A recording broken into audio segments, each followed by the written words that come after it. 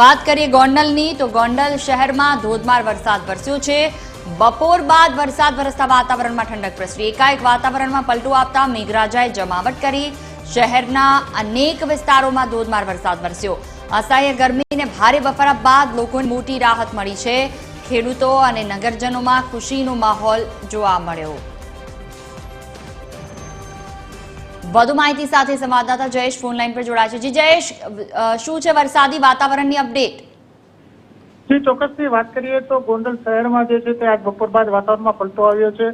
લાંબા સમયની આતુરતાનો અંત જે છે તે જાણે આવ્યો એવું લાગી રહ્યું છે। ત્યારે ગોંડલ શહેરમાં આજ બપોર બાદ વાતાવરણમાં પલટો આવતા ધોધમાર વરસાદ વરસવાનો શરૂ થયો છે। ગોંડલ શહેરમાં આજ બપોર બાદ જે વાદળછાયા વાતાવરણ વચ્ચે વરસાદ વરસવાનું શરૂ થયું છે। ત્યારે ગોંડલ શહેરના અનેક વિસ્તારોમાં વરસાદી પાણી જે છે તે ફરી વળ્યા છે।